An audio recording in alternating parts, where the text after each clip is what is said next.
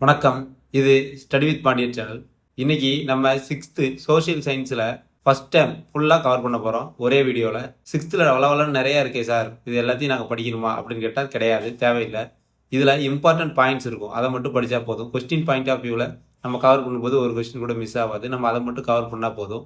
இந்த வீடியோ நீங்கள் ஃபுல்லாக வாட்ச் பண்ணுங்கள்.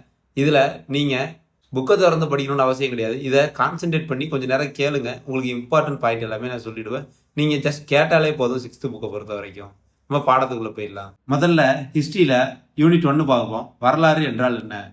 வரலாற்றின் காலம் ஆண்டுகளில் தான் கணக்கிடப்படுறாங்க. இந்த ஆண்டை 2ஆக பிரிக்கிறாங்க. கிமு கிறிஸ்து பிறப்பதற்கு முன், அது பொது ஆண்டுக்கு முன் அப்படின்னு அழைக்கிறாங்க. கிறிஸ்து பிறந்த பின் கிபின்னு சொல்கிறாங்க, அது பொது ஆண்டு அப்படின்னு அழைக்கிறாங்க.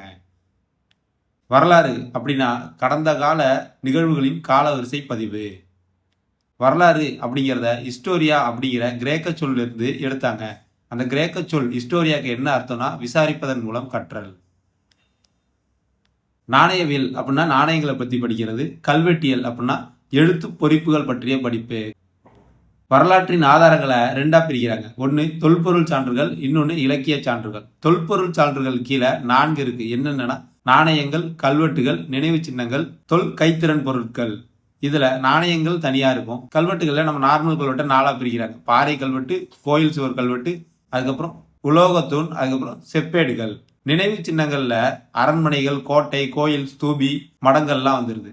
கைத்திறன் பொருட்கள்ல கைத்திறனா நம்ம கையால செய்யற திறன் வாய்ந்த பொருட்கள். அது என்னென்ன அப்படின்னா அணிகலன்கள், கருவிகள், பொம்மைகள்லாம் வந்துருது. அடுத்து இலக்கிய சான்றுகள். 2வது டைப் சொன்னால வரலாற்று ஆதாரங்கள்ல அதுல இலக்கிய சான்றுகள் பார்க்குறோம். இலக்கிய சான்றுகள்லையும் 2ஆக பிரிக்கிறாங்க. அது மதச்சார்பற்ற இலக்கியம்னு ஒரு பிரிவும், மதச்சார்புள்ள இலக்கியம் அப்படின்னு இன்னொரு பிரிவும் பிரிக்கிறாங்க. இதுல மதச்சார்பற்ற இலக்கியத்தின் கீழே காப்பியங்கள், பாடல்கள், வெளிநாட்டு பயண குறிப்புகள், இந்திய ஆசிரியர்களின் நூல்கள், நாட்டுப்புற கதை பாடல்கள் வந்துருது. மதச்சார்புள்ள இலக்கியத்துக்கு கீழே 2 பிரிவு இருக்கு. இதிகாசங்கள், பக்தி இலக்கியங்கள். இதிகாசத்துல ராமாயணம், மகாபாரதம் தான் நம்ம இதிகாசம் சொல்லுவோம். பக்தி இலக்கியங்கள்ல தேவாரம், 4000 திவ்ய பிரபந்தம், திருவாசகம், இதெல்லாம் பக்தி இலக்கியங்கள்ல வந்துருது. அடுத்ததா என்ன கொடுத்துருக்காங்கன்னா மனிதர்கள் முதல்ல கற்கருவிகளை பயன்படுத்தி தான் வேட்டையாடினாங்க. அதுக்கப்புறமா எழுத பழகுனாங்க. இதை எப்படி பிரிக்கிறாங்கன்னா நம்ம எழுத பழகணும் இல்லையா, அதை வரலாற்று தொடக்க காலம் அப்படின்னும், நம்ம எழுத பழகி அதுக்கப்புறம் நல்லா எழுதிட்டு இருந்தோம்ல அதை வரலாற்று காலம் அப்படின்னும், நம்ம எழுத பழகிறதுக்கு முன்னாடி கற்கருவிகளை பயன்படுத்தினோம்ல அதை வரலாற்றுக்கு முந்தைய காலம் அப்படின்னும் பிரிக்கிறாங்க. மனிதர்கள் முதல்ல பழக்கின விலங்கு எதுனா நாய். அது ஏன் பயன்படுத்துனாங்கன்னா அப்பெல்லாம் வேட்டையாடி தான் உணவை சேகரிச்சாங்க. அது போக குகைகளில் தான் வாழ்ந்தாங்க. இப்போ மக்கள் குகைகளில் வாழ்ந்துட்டு இருக்கும்போது சேஃப்டி இருக்காது. மற்ற விலங்குகள் வரும்போது இந்த நாய் தன்னோட மோப்ப சக்தியால் அந்த மனிதர்களுக்கு காட்டி கொடுத்துருச்சு. அதனால நாயை பழக்கப்படுத்தி வளர்த்தாங்க நம்ம அவங்களோட சேஃப்டிக்காக. அது போக நாயை வேட்டையாடும் போது கூப்பிட்டு போனால் அது அவங்களுக்கு உதவி செஞ்சிச்சு. அதனால மனிதரால் பழக்கப்பட்ட முதல் விலங்கு எது அப்படின்னா நாய். அடுத்ததா அசோகரை பற்றி ஒரு பாக்ஸ் கொடுத்துருக்காங்க. அசோகர் வலிமை மிக்க ஒரு பேரரசர். இவர் இந்திய அரசர் தான். இவரோட ஆட்சியில தான் புத்த மதம் ஏசியாவோட பல்வேறு பகுதிகளுக்கு பரவுச்சு. இவரோட கடைசி போர் கலிங்க போர்.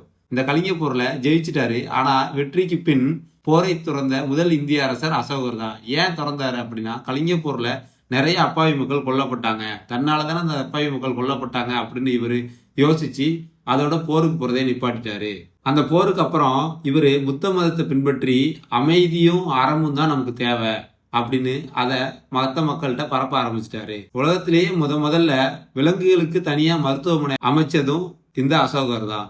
தேசிய கொடியில நம்ம தேசிய கொடியில நடுவில் ஆரக்கால் சக்கரம் இருக்குல்ல, அதுல 24 ஆரங்கள் இருக்கும். இந்த சக்கரம் அசோகரோட சாரநாத் கட்ரூன்ல இருந்து எடுக்கப்பட்டது தான். அந்த சாரநாத் கட்ரூன் அசோகரால நிறுவப்பட்டது. இவ்வளோ பேரும் புகழும் மிக்க அசோகரோட வரலாற்று பதிவுகள்லாம் பார்த்தோம்னா 19ஆம் நூற்றாண்டு வரைக்கும் எதுவுமே இல்லை. அதுக்கப்புறம் William Jones, James Prinsep, Alexander Cunningham அப்படின்னு 3 பேர் என்ன பண்றாங்கன்னா வரலாற்று ஆய்வுகளை அசோகரை பத்தி தேடுறாங்க. அதன் மூலயமா அசோகரோட சிறப்புகளை வெளிக்கொண்டு வர்றாங்க. இந்த 3 பேர் செஞ்ச ஆராய்ச்சியின் அடிப்படையில தான் சார்லஸ் ஆலன் அப்படிங்கிறவரு அசோகரை பத்தி the church for the India's last emperor அப்படின்னு ஒரு நூலை எழுதுறாரு. இதற்கான சான்றுகள் சாஞ்சி ஸ்தூபிலையும் சாரநாத் கட்ரூன்லையும் இருக்கு. இதோட ஹிஸ்டரியில ஃபர்ஸ்ட் பாடத்தை நம்ம கம்ப்ளீட் பண்றோம். இப்ப ஹிஸ்டரியில செகண்ட் யூனிட் போலாம். மனிதர்களின் பரிணாம வளர்ச்சி. முதல்லயே என்ன சொல்றாங்கன்னா 20 லட்சம் ஆண்டுகளுக்கு முன் மனிதன் நடந்தான்.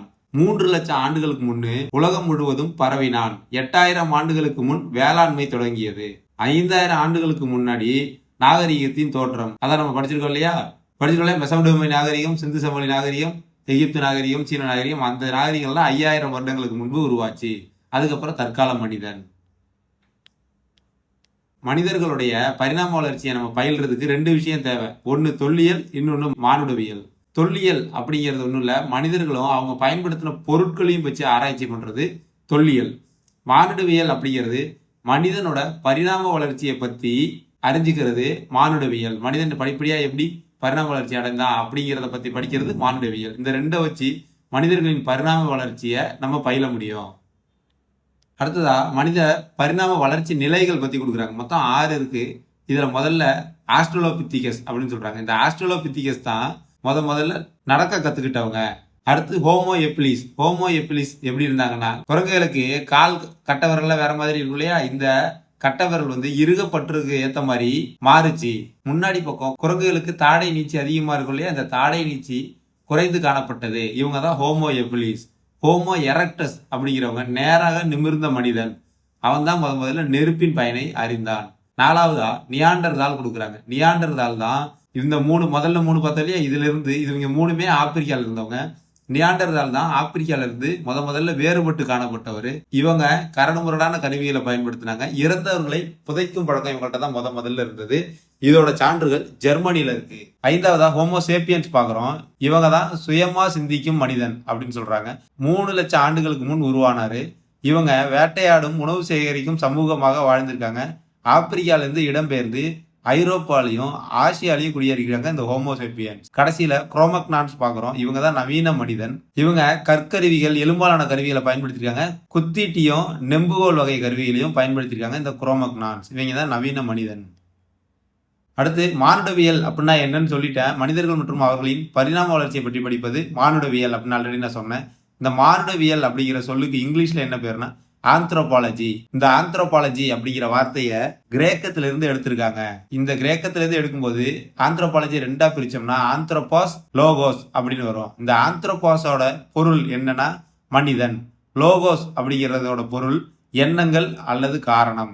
ஆந்த்ரோபாலஜி அப்படின்னா கிரேக்கத்துல மனிதனின் எண்ணங்கள் அப்படி இல்லைன்னா மனிதனின் காரணங்கள் அப்படின்னு அர்த்தம். இந்த வார்த்தையில இருந்தா ஆந்த்ரோபாலஜி மானுடவியல் அப்படிங்கிறத எடுத்திருக்காங்க. இந்த மானுடவியர்கள் முதல்ல ஆப்பிரிக்கால இருக்கிற தான்சானியா அப்படிங்கிற ஒரு ஊர்ல மனித காலடி தடங்களை ஆராய்ச்சி பண்றாங்க. அந்த காலடி தடங்கள் 3.5 மில்லியன் ஆண்டுகளுக்கு பழமையானது அப்படிங்கிறதையும் மானுடவியலாளர்கள் கண்டுபிடிக்கிறாங்க. நம்ம குரோமக்னான்ஸ் பார்த்தோம் இல்லையா? நவீன மனிதர்கள். அவர்கள் தான் குகையில் வாழ கற்றுக்கொண்டவர்கள். இதோட சான்றுகள் எங்க இருக்குன்னா பிரான்ஸ்ல லாஸ்காஸ் அப்படிங்கிற ஊர்ல இருக்கு. இவர்களும் இறந்தவர்களை புதைக்கும் பழக்கத்தை கொண்டிருக்காங்க. இதுக்கு முன்னாடி யாரை பார்த்தோம்? இறந்தவர்களை புதைக்கும் பழக்கம் கொண்டவர் யாருன்னா நியாண்டர்தால பார்த்தோம். அதே மாதிரி குரோமக்னான்ஸும் இறந்தவர்களை புதைக்கும் பழக்கத்தை கொண்டிருக்காங்க. மனித இனம் மேம்பட்ட இடத்துக்கு போக படிப்படியா வளர்ச்சி அடைந்து வந்தோம் இல்லையா? குரங்குல இருந்து படிப்படியா வளர்ந்துதானே நம்ம இப்ப வந்திருக்கோம். இந்த வளர்ச்சி நிலைகளை தான் பரிணாமம் அப்படின்னு சொல்றாங்க. முதல்ல மனிதன் உருவான இடம் எதுன்னு கேட்டீங்கன்னா கிழக்கு ஆப்பிரிக்கா. அங்கிருந்து ஹோமோசேப்பியன்ஸ் அப்படிங்கிறவங்க தான் உலகின் வெவ்வேறு பகுதிகளுக்கு குடியேறி இருக்காங்க. இப்ப மனிதர்களும் அவரது வாழ்விடங்களும் பார்க்கலாம். இப்ப ஆஸ்ட்ரலோபித்திகஸ் அப்படிங்கிறவங்க கிழக்கு ஆப்பிரிக்கால வாழ்ந்திருக்காங்க. ஹோமோ எப்பிலிஸ் தென்னாப்பிரிக்கால வாழ்ந்திருக்காங்க. ஹோமோ எரக்டஸ் ஆப்பிரிக்கா மற்றும் ஏசியா. Neanderthal Eurasia. யுரேஷியான்றது ஒன்றும் இல்லை, யூரோப் பிளஸ் ஏசியா தான் ஐரோப்பா மற்றும் ஆசியான்னு சொல்றாங்க. குரோமக்னான்ஸ் பிரான்ஸ் பார்த்தலையா? France Lascaux. பீக்கிங் மனிதன்றவர் சீனா. ஹோமோசேப்பியன்ஸ் ஆப்பிரிக்கா. பார்த்தோம்ல கிழக்கு ஆப்பிரிக்கால இருந்து உலகம் முழுவதும் பரவினாங்கன்னு. அது ஹோமோசேப்பியன்ஸ் ஆப்பிரிக்கா. ஹைடல்பர்க் மனிதன் லண்டன். நெக்ஸ்ட் மனிதன் ஆரம்ப காலத்துல கற்கருவிகளை பயன்படுத்தி வேட்டையாடினான்னு பார்த்தோம் இல்லையா? அந்த என்ன கல் யூஸ் பண்ணாங்கன்னா சிக்கிமிக்கி கற்கள் யூஸ் பண்ணாங்க. ஏன்னா அதுதான் ஸ்ட்ராங்கா இருக்கும். தீப்பெட்டியை பயன்படுத்தாம நெருப்பை உருவாக்குற பழக்கம் இன்னைக்கு கூட நீலகிரி மாவட்டத்துல சில கிராமங்கள்ல இருக்கு. ஆனா அந்த காலத்துல மக்கள் நெருப்பை உண்டாக்குறதுக்கு சிக்கிமிக்கி கற்களை பயன்படுத்தினாங்க. அதை ஒண்ணு மேல உரசும் போது நெருப்பு வர்றதை பார்த்தாங்க. அதை வச்சு நெருப்பு பயன்படுத்தினாங்க. மக்கள் தங்கள் புலனறிவாலும் சிந்தனையாலும் அனுபவத்தாலும் உருவாக்கிய சிறந்த அறிவியல் கண்டுபிடிப்புகள்ல சக்கரமும் ஒன்று. இந்த சக்கரத்தை பயன்படுத்தி தான் பானைகள் செஞ்சாங்க. தமிழ்நாட்டில் இருக்க தொல்பழங்கால பாறை ஓவியங்களை பத்தி பார்க்குறோம். இதுல கீழ்வளை அப்படிங்கிறது விழுப்புரம் மாவட்டத்தில் இருக்கு. இதுல என்ன கேட்பாங்கன்னா, எப்படி கொஸ்டின் பாயிண்ட் ஆஃப் வியூ இருக்குன்னா, இந்த ஊர் பேரை கொடுத்து எந்த மாவட்டத்தில் இருக்கு அப்படின்னு கேட்பாங்க. இப்ப கீழ்வளை விழுப்புரம் மாவட்டத்தில் இருக்கு. உசிலம்பட்டி மதுரை, அது எல்லாருக்கும் தெரியும். குமுதிபதி கோவை. மாவடைப்பு அப்படிங்கிற ஊர் கோவையில இருக்கு. பொறிவரை அப்படிங்கிற ஊர் கரிக்கையூர் நீலகிரி மாவட்டத்தில் இருக்கு. அதுக்கப்புறம் அந்த காலத்து மனிதர்கள் கலப்பையை கண்டுபிடிக்கிறாங்க. இந்த கலப்பை கண்டுபிடிக்கப்பட்டதுனால விவசாயம் இன்னும் எளிதாக மாறிச்சு. அடுத்து போன யூனிட்ல பார்த்த மாதிரி தான் மனிதர்களால் பழக்கப்படுத்தப்பட்ட முதல் விலங்கு நாய் அப்படின்னு கொடுத்துருக்காங்க. இது ஒரு இம்பார்ட்டன்ட் பாயிண்ட். அவ்வளோ ஹிஸ்டரியில 2வது படத்தையும் நம்ம கம்ப்ளீட் பண்றோம். அடுத்து நம்ம 3வது படத்துக்கு போயிடலாம். 3வது படம் சிந்துவெளி நாகரீகம். மொத்தமாக உலகத்தில் தொன்மையான நாகரீகத்தை 4ஆ பிரிச்சிருக்காங்க. முதல்ல மெசபடோமியா நாகரீகம், அடுத்து எகிப்து நாகரிகம், அடுத்து சிந்துவெளி நாகரிகம், அடுத்து சீன நாகரிகம். மெசபடோமிய நாகரிகம் கிமு 3500 2000 வரைக்கும் இருந்திருக்கு. சிந்துவெளி நாகரிகம் கிமு 3300 1900 வரைக்கும் இருக்கு. எகிப்து நாகரிகம் கிமு 3100 1100 வரைக்கும் இருக்கு. சீன நாகரிகம் கிமு 1700 1122 வரைக்கும் இருந்திருக்கு. எப்படி சார் எல்லாத்தையும் தலைகீழ சொல்றீங்களே? இப்போ மெசபடோமிய நாகரிகம் 3500 2000 வரைக்கும் இருந்துச்சுன்னா 2000 3500 தானே சொல்லணும். எப்படி தலைகீழ சொல்றீங்கன்னா கிமு அப்படின்னு போகும்போது இந்த ஒரு ஸ்கேல் டயக்ராம் போட்டிருக்குல்ல, இதை பாருங்க. இப்போ 0 1 2 3 இந்த ரைட் சைடு வரும்போது இது கிபி, இதை 0 அப்படின்னு சொல்லிடலாம். ஆனால் கிமுக்கு போகும்போது எப்பவுமே லெஃப்ட் சைட்ல இருந்தானே ரைட் சைடு சொல்லுவோம். அப்போ பார்க்கும்போது கிமுல 5 3 இல்லைன்னா 5 0 இல்லைன்னா 5 1 அப்படின்னு தலையில தான் சொல்றோம் இல்லையா? அதனால தான் இப்போ 2026ங்கிறத நம்ம 0 2026 சொல்லிடலாம். நம்ம கிபியில இருக்கோம். கிமு அப்படின்னு சொல்லும்போது 0 முன்னாடி பக்கம் போவோம். அப்போ தலையில தான் வரும். புரிஞ்சிருக்கும்னு நினைக்கிறேன். டவுட் இருந்தால் நீங்கள் கமெண்ட் கேளுங்க. நான் இதை பற்றி தனியாகவே ஒரு ஷார்ட்ஸ் போடுறேன். சிந்துவெளி நாகரிகம் எங்கே இருந்துச்சு அப்படின்னு கேட்டிங்கன்னா, முன்னாள் இந்தியா இப்போதைய பாகிஸ்தானில் மெஜாரிட்டி நிறைய பகுதிகளும் இந்தியாவோட குறிப்பிட்ட பகுதிகளையும் சிந்து சமவெளி லொக்கேட் ஆயிருந்துச்சு. இந்த சிந்து சமவெளி நாகரிகத்தில் ஒரு ஊர் தான் ஹரப்பா. இந்த ஹரப்பாவை புதையுண்ட நகரம் அப்படின்னு சொல்றாங்க. இதை முதல்ல கண்டுபிடிச்சவர் யாருன்னா சார்லஸ் மேசன் அப்படிங்கிற ஒரு கிழக்கிந்திய கம்பெனினா பிரிட்டிஷ் ஆங்கிலேயராளர். அந்த ஆங்கிலேயராளர்களோட படைப்பிரிவில் இருந்தவர் தான் இந்த சார்லஸ் மேசன். இவர் தான் ஹரப்பாவை முதல்ல கண்டுபிடிக்கிறாரு. இது தற்போது உள்ள பாகிஸ்தான்ல இருக்கு. அதுக்கப்புறம் 1856 லாகூர்ல இருந்து கராச்சிக்கு ரயில் பாதை அமைக்கும் போது சுட்ட செங்கற்கள் நிறைய எடுக்கிறாங்க. அந்த பொறியியலாளர்கள் ரயில் பாதை போட்டாங்களே, அந்த பொறியியலாளர்களுக்கு அந்த செங்கல்களோட அருமை தெரியல. அதை வச்சு ரயில்வே ட்ராக் போட்டாங்க. அதுக்கப்புறம் தொல்பொருள் ஆராய்ச்சியாளர்கள் அதை பார்க்கும்போது தான் இது ரொம்ப காலத்துக்கு முன்பட்டது அப்படின்னு ஆராய்ச்சி பண்ணி பார்க்குறாங்க. அப்படி ஆராய்ச்சி பண்ணி பார்க்கும்போது அது ஹரப்பா நாகரிகத்தை சேர்ந்தது அப்படின்னு சொல்றாங்க. நெக்ஸ்ட் 1924 இந்திய தொல்பொருள் ஆய்வுத்துறையின் இயக்குனராக இருந்த ஜான் மார்ஷல் அப்படிங்கிறவரு ஹரப்பா மொஹஞ்சதாரோடைய பொதுவான அம்சங்கள் இருக்கிறதை கண்டறிஞ்சிருக்காரு. எப்படின்னா, இந்த ஜான் மார்ஷல் இருக்குல்ல, ஹரப்பா சார்லஸ் மேசன் முதல்ல கண்டுபிடிச்சிட்டாரு. அடுத்து மொஹஞ்சதாரோ அப்படின்னு ஒரு ஊர் இருக்கு, அதுவும் பாகிஸ்தான்ல தான், இப்போதைய பாகிஸ்தான்ல இருக்கு. அந்த ஊருக்கு ஜான் மார்ஷல் போறாரு. இந்த ஜான் மார்ஷல் மொஹஞ்சதாரோல ஒரு சில பொருட்கள்லாம் எடுக்கிறாரு. அதை பார்க்கும்போது பழமையானதா இருக்கு. அதை ஆராய்ச்சி பண்ணும்போது ஹரப்பால கண்டுபிடிச்சாலே அதுக்கும் இதுக்கும் பொதுவான அம்சங்கள் இருக்கு அப்படின்னு ஜான் மார்ஷல் கண்டுபிடிக்கிறாரு. ஒரு பாக்ஸ் கொடுத்துருக்காங்க. இதுல நிலத்தடியை ஆய்வு செய்ய காந்தப்புல வருடி மேக்னெட்டிக் ஸ்கேனரை யூஸ் பண்ணுவாங்க. அது போக எஞ்சிய தொல்பொருள்கள் புதையுண்டு இருக்குதா அப்படின்னு கண்டுபிடிக்கிறதுக்கு ரேடார் தொலைநோக்கியை யூஸ் பண்றாங்க. ரேடார் என்ன பண்ணுன்னா, ஒரு சிக்னல் அனுப்பணும்னா ஏதாவது பொருள் இருந்துச்சுன்னா அதுல பட்டு ரிஃப்ளெக்ட் ஆகி நமக்கு கிடைக்கும். அப்படி ரிஃப்ளெக்ட் ஆகி சிக்னல் ரிசீவ் ஆச்சுன்னா ஏதோ பொருள் இருக்குன்னு அர்த்தம். அதை அப்படி ரேடார் முறைன்னு சொல்லுவாங்க. இதை தொலை நுண்ணுணர்வு முறை அப்படின்னு சொல்லுவாங்க. அடுத்ததா இந்திய தொல்லியல் துறை அப்படின்னு பார்த்தீங்கன்னா archaeological survey of India ASI இதை 1861 அலெக்சாண்டர் கன்னிங்ஹாம் அப்படிங்கிற நில அளவையாளர் உதவியோட நிறுவனாங்க. இதோட தலைமையகம் புதுடெல்லியில இருக்கு.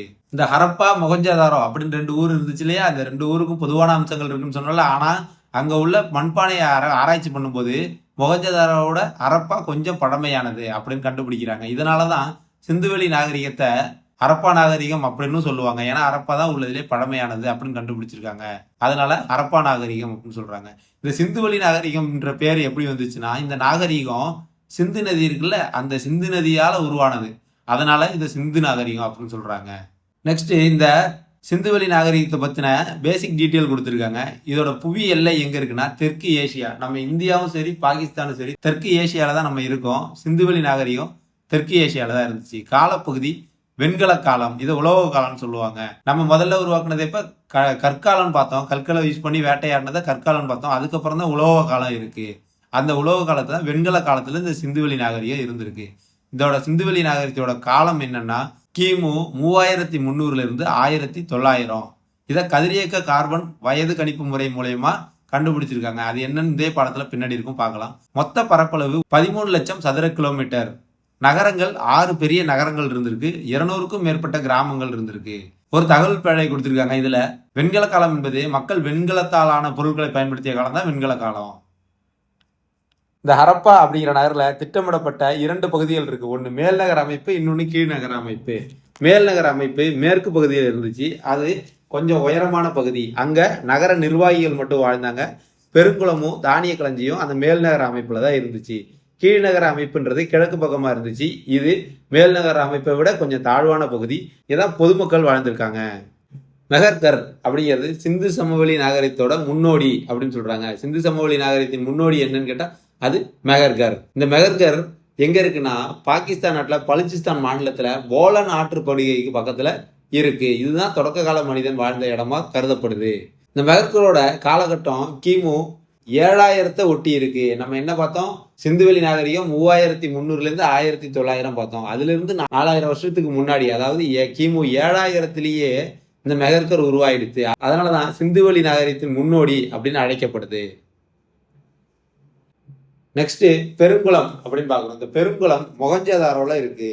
இந்த பெருங்குளம் தான் உலகத்திலேயே மனிதனால் கட்டப்பட்ட முதல் குளம் அப்படின்னு சொல்றாங்க. இந்த பெருங்குளத்திலிருந்து நீர் கசியாமல் இருக்க தாறு வச்சு பூசியிருக்காங்க. இந்த பெருங்குளத்துல 4 பக்கம் இருக்குல்ல, இதுல 3 பக்கத்துல அறைகள் இருந்திருக்கு. பாதை வடக்கு தெற்கா இருந்திருக்கு. வடக்குல ஒரு பக்கமும் தெற்குல ஒரு பக்கமும் உள்ள இறங்குறதுக்கான பாதை இருந்திருக்கு. நெக்ஸ்ட் தானிய களஞ்சியம் பார்க்குறோம். தானிய களஞ்சியம் ஹரப்பால இருக்கு. பெருங்குளம் மொஹஞ்சதாரோல இருக்கு. தானிய களஞ்சியம் ஹரப்பால இருக்கு. இந்த தானிய களஞ்சியம் அப்ப பண்ண வேளாண்மையில இருந்து கிடைச்சதே தானியம், அதை சேமிச்சு வைக்க பயன்பட்டு இருக்கு. ஹரியானா மாநிலத்துல ராகிர் கர்கரி அப்படின்னு ஒரு ஊர் இருக்கு. அங்க முதிர்ச்சி அடைஞ்ச ஹரப்பா காலத்தை சேர்ந்த தானிய களஞ்சியம் ஒன்றை கண்டுபிடிச்சிருக்காங்க. சிந்துவெளி மக்கள் தரப்படுத்தப்பட்ட எடைகள் மற்றும் அளவைகளை பயன்படுத்தியிருக்காங்க. இந்த சிந்துவெளி மக்கள் சக்கரம் உள்ள வண்டிகளை பயன்படுத்தியிருக்காங்க. இந்த சக்கரத்துல ஆரக்கால்கள் இல்லை. அப்படின்னா ஒன்றும் இல்லை கைஸ். ஆரக்கால்னா நம்ம அலாய் சொல்றோம் இல்லையா, அந்த போக்ஸ் கம்பி மாதிரி இருக்குல்ல, அந்த மாதிரி சக்கரம் அவங்கள்ட்ட பயன்படுத்தலை. முழு சக்கரத்தை பயன்படுத்தியிருக்காங்க. இந்த சிந்துவெளி மக்கள் மெசபடோமியாவோட விரிவான கடல் வணிகத்தை செஞ்சிருக்காங்க. சுமேரியாவோட அக்காடிய பேரரசு உட்பட்ட அரசன் நாரம் சின் அப்படின்னு ஒருத்தர் இருக்காரு. அவரு சிந்து பகுதியில் உள்ள மெலுக்கா அப்படிங்கிற ஊர்ல வணிகம் செஞ்சிருக்காரு அப்படின்னு அவரோட குறிப்புகள்ல இருக்கு. அங்க அணிகலன்கள் வாங்கியிருக்காரு. சிந்துவெளி மக்கள் போக்குவரத்துக்காக காளைகளை பயன்படுத்தியிருக்காங்க. சிந்துவெளி மக்களோட கப்பல் கட்டும் தளம் லோத்தல் அப்படிங்கிற ஊர்ல இருக்கு. இந்த லோத்தல் நம்மளோட குஜராத் மாநிலத்தில் உள்ள சபர்மதி ஆற்றின் துணை ஆற்றில் கட்டப்பட்டிருக்கு. அடுத்து இந்த சிந்துவெளி நாகரிகத்தோட தலைவர் மதகுரு அரசன்னு சொல்லுவாங்க. இவரோட சிலை மொஹஞ்சதாரோல இருக்கு. நெக்ஸ்ட் குஜராத் மாநிலத்துல லோத்தல் பார்த்தோம் இல்லையா, அது கப்பல் கட்டும் தளம். அதே லோத்தல்ல தந்தத்திலான 1704 மில்லிமீட்டர் வரை சிறிய அளவீடுகள் கொண்ட ஒரு தந்தம் கண்டுபிடிச்சிருக்காங்க. அந்த காலகட்டத்துல இதுதான் மிகச்சிறிய அளவு. நம்ம பார்த்துருக்கோம் இல்லையா, ஒரு சென்டிமீட்டர்லேயே 10 மில்லிமீட்டர் இருக்கும். அப்ப எந்த அளவுக்கு சிறுசா அந்த அளவுக்கு அந்த காலத்திலேயே உருவாக்கியிருக்காங்க அப்படின்னு பாருங்க. மனிதர்களால் முதலில் கண்டுபிடிக்கப்பட்ட மற்றும் பயன்படுத்தப்பட்ட உலோகம் செம்பு. Very important question case. அடுத்து மொஹஞ்சதாரோல ஒரு நடன மாது சிலை கண்டுபிடிச்சிருக்காங்க.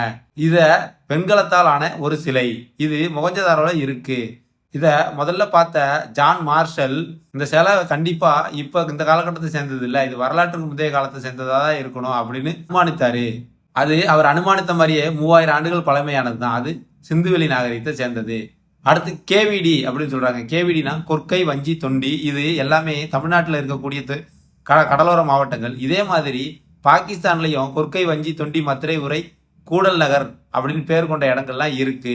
கொற்கை, பூம்புகார் போன்ற சங்ககால நகரங்கள் மற்றும் துறைமுகங்களின் பெயர்கள் உள்ள இடங்கள் ஆப்கானிஸ்தான்ல கூட இருக்கு. ஆப்கானிஸ்தான்ல உள்ள ஆறுகளுக்கு காவிரி, பொருன்ஸ் அப்படின்னு பேர் வச்சிருக்காங்க. அதே மாதிரி பாகிஸ்தான்ல உள்ள ஆறுகளுக்கு காவிரி வாலா, பொருணை அப்படின்னு பேர் வச்சிருக்காங்க.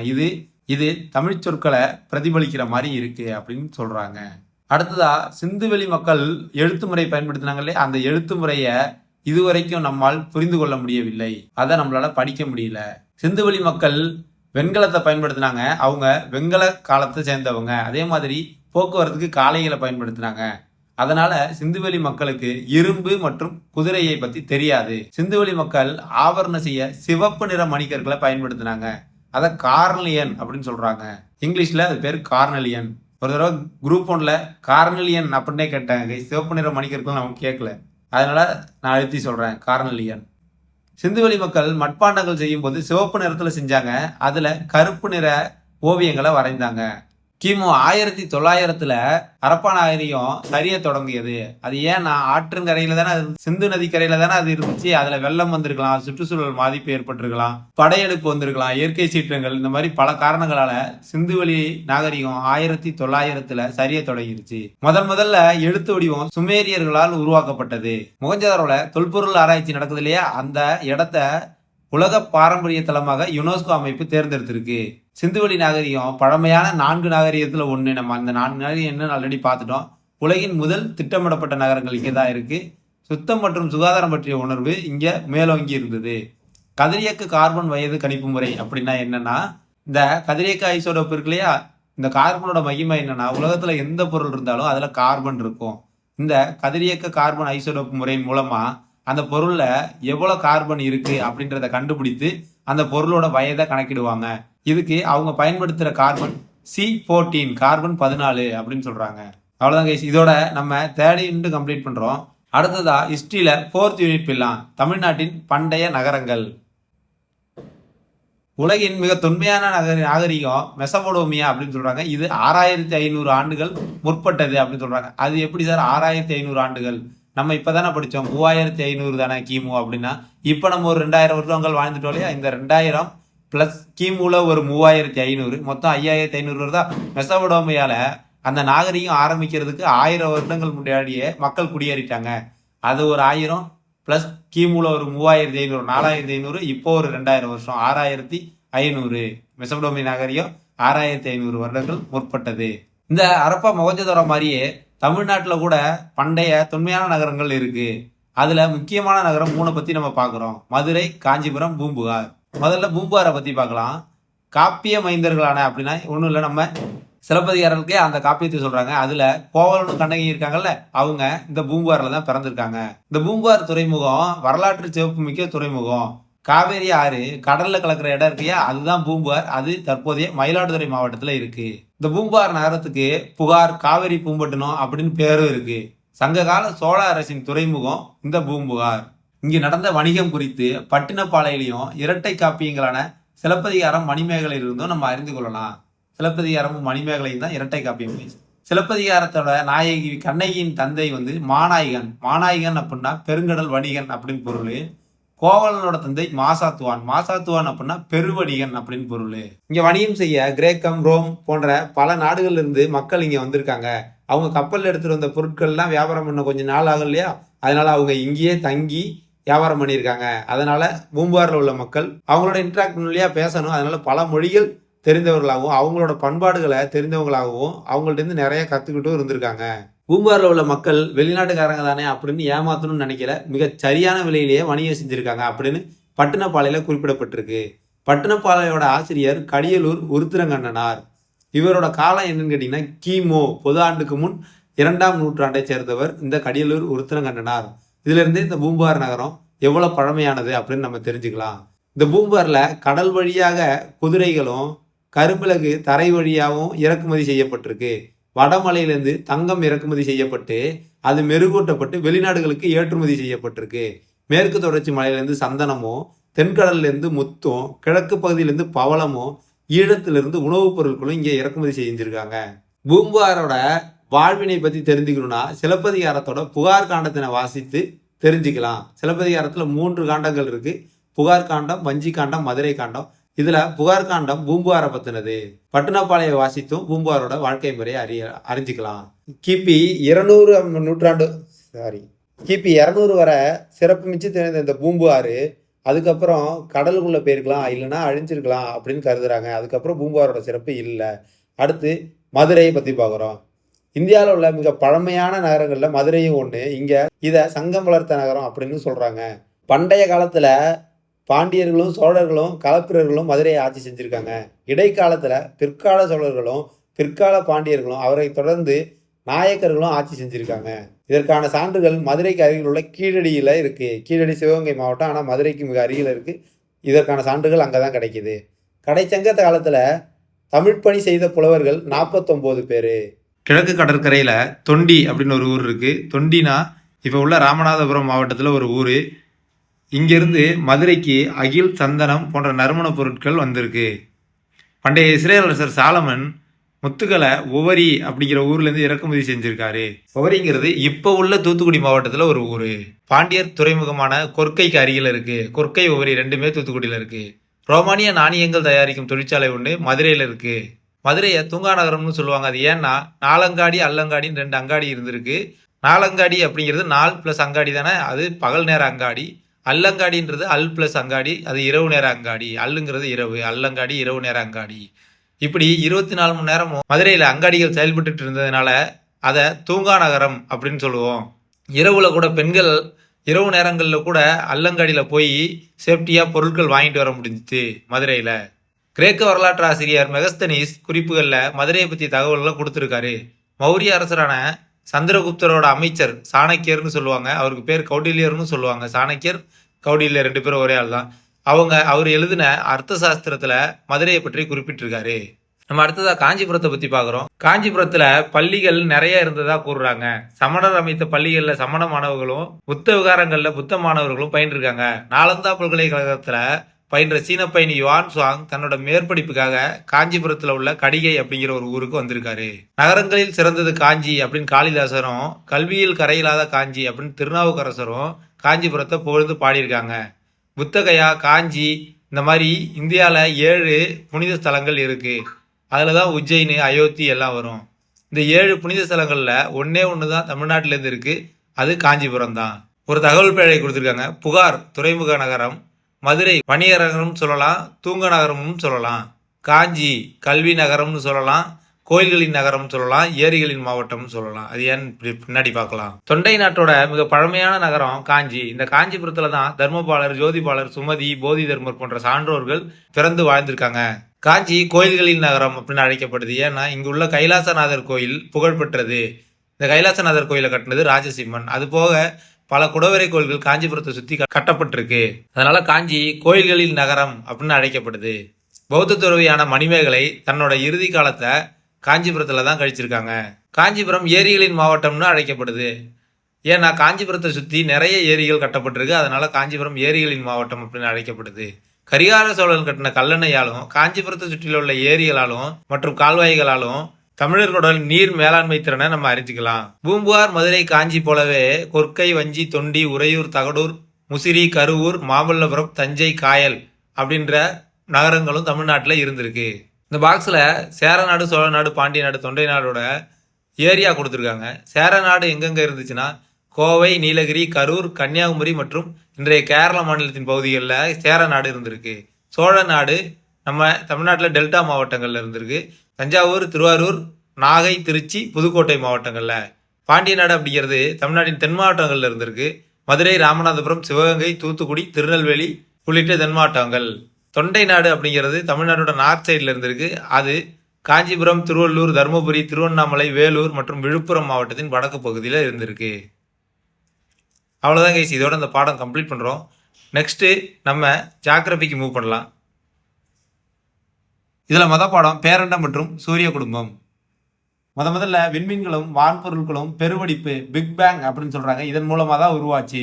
அதுக்கு முன்னாடி ஒரு சிறு துகள்களோட சின்ன சைஸில் தான் எல்லாம் இருந்துச்சு. இந்த பெருவெடிப்பு ஆனதுனால தான் இந்த விண்மீன்களும் வான்பொருட்களும் தோன்றின அப்படின்னு சயின்டிஸ்ட்லாம் நம்புகிறாங்க. இது எல்லாத்தையும் சேர்த்து பேரண்டம் அப்படின்னு சொல்கிறாங்க. இதனை பிரபஞ்சம் அப்படின்னு சொல்லலாம். பேரண்டத்தை பற்றிய படிப்புக்கு பிரபஞ்சவியல் அப்படின்னு பேர். இதற்கு இங்கிலீஷில் காஸ்மாலஜி அப்படின்னு சொல்கிறாங்க. இந்த காஸ்மாஸ் அப்படிங்கிற வார்த்தை ஒரு கிரேக்க வார்த்தை. பேரண்டம், இந்த பேரண்டம் சுமார் 15 பில்லியன் ஆண்டுகளுக்கு முன்பு உருவாச்சு. 1 பில்லியன் அப்படிங்கிறது 100 கோடி, 15 பில்லியன் அப்படிங்கிறது 1500 கோடி ஆண்டுகளுக்கு முன்பு உருவானது இந்த பேரண்டம். வான் பொருட்கள் இருக்கு இல்லையா, இந்த வான் பொருட்களுக்கு இடையே உள்ள தூரத்தை நம்ம நார்மலாக அளக்குற மாதிரி மீட்டர்லேயோ கிலோமீட்டர்லேயோ அளக்க முடியாது. ஏன்னா அது ரொம்ப அதிகம், ரொம்ப தூரம். இதை ஒளியாண்டு மூலியமாக அளக்குறாங்க. இந்த ஒளியாண்டு அப்படிங்கிறது என்ன அப்படின்னா, ஒளி லைட் அது வினாடிக்கு 3 லட்சம் கிலோமீட்டர் பயணம் பண்ணும். இது ஒரு வருஷத்துல எவ்வளவு தூரம் பயணம் பண்ணுமோ அதை தான் ஒரு ஒளி ஆண்டு அப்படின்னு சொல்றாங்க. ஆனா ஒளி சவுண்டு அது 330 மீட்டர் தான் ஒரு செகண்டுக்கு டிராவல் பண்ணும். ஏன் சார் ஒளியை பயன்படுத்துறாங்க அப்படின்னு கேட்டீங்கன்னா, நம்ம இந்த உலகத்துல பயன்படுத்துறதுலேயே ஒளியை விட லைட்டை விட வேகமானது எதுவுமே கிடையாது. அதனால ஒளியை தான் பயன்படுத்தி அந்த வான்பொருளுக்கு இடையேயான தொலைவை அளக்குறாங்க. அது ஒளியாண்டு அப்படின்னு சொல்றாங்க. இந்த பெருவெடிப்பு அப்புறமா 5 பில்லியன் ஆண்டுகள் கழித்து தான் பால்வழி விண்மீன் திரள் மண்டலம் உருவாகுது. இந்த பால்வழி விண்மீன் திரள் மண்டலத்துல தான் நம்ம சூரிய குடும்பம் இருக்கு. ஆண்ட்ரோமேடா அப்புறம் மெக்கலனிக் கிளவுட்ஸ் இந்த விண்மீன் திரள் மண்டலங்கள்லாம் நம்ம பால்வழி விண்மீன் திரள் மண்டலத்துக்கு அருகில் உள்ள திரள் மண்டலம். அப்ப சூரியனுக்கு அருகில அதான், பூமிக்கு அருகில அதான். ஆண்ட்ரோமேடா, மெக்கலனிக் கிளவுட்ஸ் போன்ற விண்மீன் திரள் மண்டலங்கள். பேரண்டத்தின் படிநிலை கொடுக்குறாங்க. முதல்ல பேரண்டம், அதுக்குள்ள விண்மீன் திரள் மண்டலங்கள் இருக்கும். இந்த விண்மீன் திரள் மண்டலத்துல தான் சூரிய குடும்பம் இருக்கு. சூரிய குடும்பத்துக்குள்ள கோள்களும் துணைக்கோள்களும் இருக்கும். நம்ம அடுத்ததா சூரிய குடும்பத்தை பத்தி பார்க்குறோம். இந்த சூரிய குடும்பத்தை சூரிய கடவுள் என பொருள்படும். சூரிய குடும்பத்துக்கு இங்கிலீஷ்ல சோலார் சிஸ்டம். இதுல SOL சோல் அப்படிங்கிறது ஒரு லத்தீன் வார்த்தை. இதுக்கு பொருள் சூரிய கடவுள். சூரிய குடும்பம் 4.5 பில்லியன் வருடங்களுக்கு முன்பு உருவானதாக நம்பப்படுது. நம்ம அடுத்ததா சூரியன் பத்தி பார்க்குறோம். சூரிய குடும்பத்துல சூரியனோட நிறை மட்டும் 99.8%. அப்ப எவ்வளவு பெருசா இருக்குன்னு நினைச்சு பாருங்க கைஸ். சூரியன் ஹைட்ரஜன் மற்றும் ஹீலியம் போன்ற வெப்பமான வாயுக்களால் ஆனது. சூரியனோட மேற்பரப்பு வெப்பநிலை 6000 டிகிரி செல்சியஸ். சூரியன் ஒரு விண்மீன் தான். அது தானே ஒளி உமிழக்கூடிய தன்மை பெற்றது. சூரியனோட ஒளி பூமியோட மேற்பரப்பை காலைல உதிக்குது இல்லையா, அப்ப சூரியனோட ஒளி பூமியின் மேற்பரப்பை வந்தடைய 8.3 நிமிடங்கள் ஆகிறதா, அதாவது 500 செகண்ட் கைஸ். சூரியன் பூமியை விட 1.3 மில்லியன் மடங்கு பெருசு. பூமிக்கு சூரியனுக்குள்ள 1.3 மில்லியன் பூமிகளை அடைக்கிடலாம். கோள் அப்படின்னா சுற்றி வருபவர் அப்படின்னு பேர். சூரியனை சுற்றி வருது இல்லையா, அதனால கோள் அப்படின்னா சுற்றி வருபவர் அப்படின்னு பொருள். அதனாலதான் அதுக்கு கோள்னு பேர் வச்சிருக்காங்க. மொத்தம் சூரிய குடும்பத்துல 8 கோள்கள் இருக்கு. புதன், வெள்ளி, புவி, செவ்வாய், வியாழன், சனி, யுரேனஸ் மற்றும் நெப்டியூன் அப்படின்னு 8 கோள்கள் இருக்கு. இதுல வெள்ளி, யுரேனஸ் கடிகார திசையில சூரியனை சுற்றி வரும். மற்ற 6 கோள்களும் எதிர்கடிகார திசையில சூரியனை சுற்றி வரும். அதாவது மேற்கில இருந்து கிழக்கா சுத்தி வரும். பண்டைய தமிழர்கள் சூரியன் மற்றும் பிற கோள்கள் பத்தி அறிஞ்சிருக்காங்க. உதாரணமா சிறுபானாற்று படையில வால் நிற விசும்பின் கோள் மீன் சூழ்ந்த இளங்கதிர் ஞாயிறு அப்படின்னு பாடியிருக்காங்க. ஞாயிறு அப்படின்னா சூரியன். சூரியனுக்கு பக்கத்துல இருக்க 4 கோள்கள் புதன், வெள்ளி, புவி மற்றும் செவ்வாய். இந்த 4 கோள்களை உட்புற கோள்கள் அல்லது புவிநிழல் கோள்கள் அப்படின்னு அழைக்கப்படுது. இந்த 4 கோள்களும் பாறைகளால் ஆனது. சூரிய குடும்பத்துல கடைசி 4 கோள்கள் அது வியாழன், சனி, யுரேனஸ் மற்றும் நெப்டியூன். இது வெளிப்புற கோள்கள் அல்லது வியாழன் நிகர் கோள்கள் அப்படின்னு அழைக்கப்படுது. இது வாயுக்களால் ஆனது, அதனால வளிமக்கோள் அப்படின்னு அழைக்கிறாங்க. செவ்வாய்க்கும், அதாவது முதல் உட்புறத்துல 4 கோள்கள் இருக்குல்ல, அதுல கடைசி கோள் செவ்வாய். வெளிப்புறத்துல 4 கோள்கள் இருக்குல்ல, அதுல முதல் கோள் வியாழன். இந்த செவ்வாய்க்கும் வியாழனுக்கும் நடுவுல பெரிய கேப் இருக்கும். இதுலதான் குறுங்கோள் மண்டலம் இருக்கு. இப்ப நம்ம முதல் கோளான புதன் பத்தி பாக்குறோம். புதன் மிக அருகில் உள்ள கோள் அப்படின்னு சொல்றாங்க. இதுக்கு இங்கிலீஷ்ல மெர்க்குரியின் பேரு. ரோமானிய கடவுளின் தூதுவரான மெர்க்குரியின் பேரை தான் இதுக்கு வச்சிருக்காங்க. புதனுக்கு துணைக்கோள்கள் எதுவும் கிடையாது. நம்ம 2வது கோளான வெள்ளியை பத்தி பாக்குறோம். இந்த வெள்ளி வெப்பமான கோள். இதுதான் சூரிய குடும்பத்திலே வெப்பமான கோள். வெள்ளிக்கு இங்கிலீஷ்ல வீனஸ் அப்படின்னு பேரு.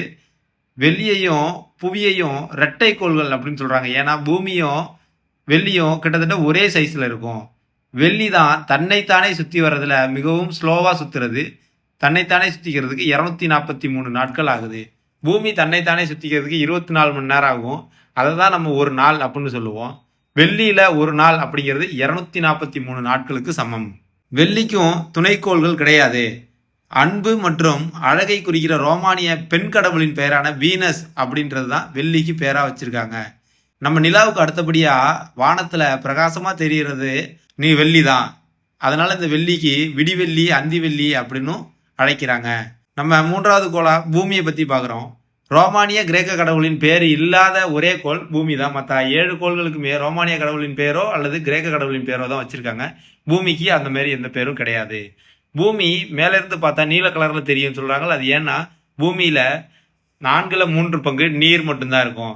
அதனால அத நீலக்கோள் அல்லது நீர்க்கோள் அப்படின்னு சொல்றாங்க. பூமி தான் சூரிய குடும்பத்துல 5வது பெரிய கோள். உயிரினங்கள் கொண்ட ஒரே கோள் நம்ம பூமி தான். பூமியோட துருவ விட்டம், அதாவது மேலே கீழே, மேல் பகுதியும் கீழ்ப்பகுதியும் தான் துருவம்னு சொல்றாங்க. இந்த துருவ விட்டம் துருவத்துக்கும் நடுவுல பூமி வழியா நடுவுல ஒரு கோடு போட்டோம்னா அது 12714 கிலோமீட்டர். நிலநடுக்கோட்டு விட்டம் அப்படின்னா பூமியை கிடைமட்டமா 2 அரைவட்டமா பிரித்தோம்னா ஒரு அரைவட்டம் கிடைக்கும் இல்லையா, அந்த அரைவட்டத்தோட விட்டம் 12756 கிலோமீட்டர். அது நிலநடுக்கோட்டு விட்டம் அப்படின்னு சொல்றாங்க. பூமி சூரியனை வினாடிக்கு 30 கிலோமீட்டர் வேகத்தில் சுற்றி வரும். பூமியோட துணைக்கோள் ஒன்று, அது நிலா. 4வது கோளாக நம்ம செவ்வாயை பற்றி பார்க்குறோம். இதை செந்நிற கோள் அப்படின்னு சொல்கிறாங்க. ஏன்னா இதில் இரும்பு ஆக்சைடு அதிகமாக இருக்கும். அதனால செவ்வாய் பார்க்க சிவப்பு கலரில் தெரியும். அதனால அது செந்நிற கோள்னு சொல்கிறாங்க. செவ்வாய்க்கு இங்கிலீஷில் மார்ஸ் அப்படின்னு பேர். இது சூரியன்லேருந்து 4வது கோள். புதனுக்கு அடுத்தபடியாக 2வது சின்ன கோள். ரோமானிய போர்க்கடவுளான மார்ஸ் அப்படிங்கிற பேரில் செவ்வாய் அழைக்கப்படுது. செவ்வாய்க்கு 2 துணைக்கோள்கள் இருக்கு, போப்பஸ் மற்றும் டீமஸ். அதுக்கு முன்னாடி சூரியனுக்கும் புவிக்கு இடையே உள்ள தொலைவு 150 மில்லியன் கிலோமீட்டர். மணிக்கு 800 கிலோமீட்டர் வேகத்தில் செல்லும் ஒரு வானூர்தி, அதாவது ஃப்ளைட்டு சூரியனை சென்றடைய 21 வருடங்கள் ஆகும். அதாவது பர் ஹவருக்கு 800 கிலோமீட்டரில் போனாலே இங்கேருந்து சூரியனுக்கு போக 21 வருடங்கள் ஆகும். அடுத்ததாக நம்ம வியாழன் பற்றி பார்க்கணும். வியாழன் 5வது கோள். சூரிய குடும்பத்திலே மிகப்பெரிய கோள் வியாழன் தான். வியாழன் தான் பெருங்கோள் அப்படின்னு சொல்கிறாங்க. வியாழனுக்கு இங்கிலீஷில் பேர் ஜூபிட்டர். இது ரோமானிய முதன்மை கடவுளின் பேர். வெள்ளிக்கு அடுத்து விண்ணில் பிரகாசமாக தெரியுது. முதல்ல நிலாக்கு அடுத்து வெள்ளி தெரியும். வெள்ளிக்கு அடுத்து விண்ணில் பிரகாசமாக தெரிகிறது இந்த வியாழன் தான். வியாழன் தான் தன்னைத்தானே சுற்றிக்கிறதுல மிகவும் வேகமாக சுழலக்கூடியது. வெள்ளி பொறுமையாக சுழலக்கூடியதுன்னு பார்த்தா வியாழன் மிக வேகமாக சுழல்றது. இந்த வியாழன் வளிமக்கோள் அப்படின்னு அழைக்கப்படுது. நம்ம சூரியனில் என்ன பார்த்தோம், ஹைட்ரஜன் மற்றும் ஹீலியம் வாயுக்களால் ஆனதுன்னு பார்த்தோம்ல, அதே மாதிரி வியாழன்லையும் ஹைட்ரஜன் மற்றும் ஹீலியம் வாயுக்கள் தான் இருக்கு. வியாழனோட துணைக்கோள்கள் மொத்தம் 67. இதுதான் சூரிய குடும்பத்திலே மிக அதிகம். அயோ, யூரோப்பா, கனிமேடு, கேலிஸ்டோ அப்படிங்கிறதுலாம் மிக பிரபலமான துணைக்கோள்கள். இந்திய விண்வெளி ஆராய்ச்சி நிறுவனம், அதாவது இஸ்ரோ அப்படின்னு சொல்லுவாங்க, அது செவ்வாய்க்கோளோட வளிமண்டலம் மற்றும் தரைப்பகுதியை ஆராய்வதற்கு 24/9/2014 அன்று மங்கள்யான் எனும் விண்கலத்தை அனுப்புது. மங்கள்யான் செவ்வாய்க்கோளுக்காக அனுப்பப்பட்டது. செவ்வாய்க்கோளுக்கு அனுப்புனதுனால ரஷ்யா, நாசா, ஐரோப்பாவுக்கு அடுத்து இந்தியா 4வது இடத்துல இருக்கு செவ்வாய்க்கோள்களுக்கு அனுப்புனதுல. நம்ம அடுத்ததா சனி பத்தி பார்க்குறோம். சனிக்கோள் வளையங்கள் கொண்ட கோள் அப்படின்னு அழைக்கப்படுது. இங்கிலீஷ்ல சேட்டன் அப்படின்னு பேரு. ரோமானிய வேளாண்மை கடவுளின் பேர் அது. சூரிய குடும்பத்தில் 2வது பெரிய கோள். வியாழன் பெருசு. வியாழனுக்கு அடுத்து 2வது பெரிய கோள் இந்த சனி தான். பாறை துகள்கள், பனித்துகள்களால் மற்றும் பாறைகளால் ஆன ஒரு வளையம் சனிக்கோளை சுற்றி இருக்கு. சனிக்கோள்கள் மொத்தம் 62 துணைக்கோள்கள் இருக்கு சனியில. இதுல மிகப்பெரிய துணைக்கோள் டைட்டன். சூரிய குடும்பத்திலேயே நைட்ரஜன் மற்றும் மீத்தேன் ஆகிய வாயுக்கள் கொண்ட, அதாவது வளிமண்டலம் இருக்கிற ஒரே துணைக்கோள் இந்த டைட்டன் தான். சனிக்கோளோட தண்ணீர்ப்பு திறன் நீரை விட கம்மி. அதனால சனிக்கோளை நம்ம நீர்ல போட்டோம்னா அது மிதக்கும் தன்மை இருக்குது. நம்ம அடுத்ததா யுரேனஸ் பார்க்குறோம். இந்த யுரேனஸ் தான் தொலைநோக்கியால் கண்டுபிடிக்கப்பட்ட முதல் கோள். அதை கண்டுபிடித்தது யாருன்னா வில்லியம் ஹெர்ஷல் 1781வது ஆண்டு கண்டுபிடிச்சிருக்காரு. இந்த கோளில் மீத்தேன் வாயு அதிகமாக இருக்கிறதுனால பச்சை நிறமாக தோன்றும். இது கிரேக்க விண்கடவுளான யுரேனஸ் அப்படிங்கிற பேர்னால அழைக்கப்படுது. இந்த யுரேனஸ் கோளோட அச்சு மிகவும் சாஞ்சி இருக்கிறதுனால இது தன்னோட அச்சில் உருண்டு ஓடுவது போல தோன்றும். யுரேனஸோட துணைக்கோள்களின் எண்ணிக்கை 27. இதில் மிகப்பெரிய துணைக்கோள் டைட்டானியா. மற்ற எல்லாமே ரோமானிய கடவுளின் பெயர்களால் அழைக்கப்படும். இந்த யுரேனஸ் மட்டும்தான் கிரேக்க கடவுளின் பெயர்களால் அழைக்கப்படுது. அடுத்ததான் நம்ம 8வது கோளான நெப்டியூன் வகைப்பெயலாம். நெப்டியூன் அப்படிங்கிறது ரோமானிய கடல் கடவுளின் பெயர். இந்த நெப்டியூன் நீலம் மற்றும் வெள்ளை நிறமுடையது. இந்த கலரை வச்சு தான் யுரேனஸ்லேருந்து இதை பிரிக்கிறாங்க. துணைக்கோள்கள் மொத்தம் 14. அதில் பெரியது ட்ரைட்டன். நெப்டியூன் கோளுக்கு அடுத்ததாக இருக்கிற சிறிய விண்பொருள்கள் குறுங்கோள்கள் அப்படின்னு சொல்கிறாங்க. நம்ம சூரிய குடும்பத்தில் மொத்தம் 5 குறுங்கோள்கள் இருக்குன்னு சொல்கிறாங்க. என்னென்ன அப்படின்னா புளூட்டோ, செரஸ், ஈரிஸ், மேக்மேக் மற்றும் ஹவுமியா. நெக்ஸ்ட்டு நிலவை பற்றி பார்க்குறோம். பூமியோட துணைக்கோள். கோள்களை சுற்றி வரும் விண்பொருட்கள் துணைக்கோள்கள் அப்படின்னு சொல்கிறாங்க. நிலா பூமியை சுற்றி வர்றதுக்கும் தன்னைத்தானே சுற்றி வருவதற்கும் 27 நாட்கள் ஆகும். பூமியிலிருந்து நிலா 3,84,400 கிலோமீட்டர் தொலைவில் இருக்குது. அடுத்ததாக சிறுகோள்கள். நம்ம முன்னாடியே பார்த்த மாதிரி செவ்வாய், வியாழன் கோள்களுக்கு இடையில இருக்கிற மண்டலம் தான் சிறுகோள் மண்டலம். வால் விண்மீன். வால் விண்மீன் அப்படிங்கிறது 2 பகுதிகளை கொண்டு இருக்கும், தலை மற்றும் வால். தலை அப்படிங்கிறது திடப்பொருளால் ஆனது, அது பனிக்கட்டியால் ஆனது. வால் அப்படிங்கிறது வாயுக்களால் ஆனது. நம்ம பூமிக்கு அருகில் ஹேலி அப்படின்னு ஒரு வால் விண்மீன் 76 வருடங்களுக்கு ஒரு தடவை வரும். 1986ஆம் ஆண்டு கடைசியாக வந்துச்சு. அடுத்ததாக 76 வருடம் கழிச்சு 2061ஆம் ஆண்டு விண்ணில் தோன்றும் என கணக்கிடப்பட்டிருக்கு. விண்கற்கள், விண்வீழ்கற்கள் அப்படிங்கிறது ஒன்றும் இல்லை. விண்கற்கள்னா நம்ம பூமிக்கு மேலே சுற்றி வருது இல்லையா ஸ்பேஸில், அதெல்லாம் விண்கற்கள். அது வளிமண்டலத்தில் வரும்போது வளிமண்டலத்தில் உரசும் போது நெருப்பு உருவாகும். அதை எரிகற்கள் அப்படின்னு சொல்லுவோம். ஒரு சில கற்கள் வளிமண்டலத்தையும் தாண்டி பூமியில் வந்து விழுந்து அதை விண்வீழ்கற்கள் அப்படின்னு அழைக்கிறோம். புவியின் இயக்கம் நம்ம முன்னாடியே பார்த்த மாதிரி வெள்ளியும் யுரேனஸும் தவிர மீது எல்லா கோள்களும் சூரியனை கடிகார திசையில் சுற்றி வரும். அப்படின்னா மேற்கிலிருந்து கிழக்காக தான் சுற்றி வரும். பூமியும் மேற்கிலிருந்து கிழக்காக தான் சுற்றி வருது. புவியின் வடிவமும் சாய்வும். புவியோட சாய்வு எவ்வளோன்னு கேட்டிங்கன்னா 23.5 டிகிரி. சுற்றுவட்ட பாதையிலிருந்து புவியின் சாய்வு எவ்வளோன்னு கேட்டிங்கன்னா 66.5 டிகிரி. பூமி சுழலும் வேகம் நிலநடுக்கோட்டு பகுதியில் 1670 கிலோமீட்டர் மணியாகவும் 60 டிகிரி வடக்கச்சரகையில் 845 கிலோமீட்டர் மணியாகவும் துருவ பகுதியில் சுழியாகவும் இருக்கும்.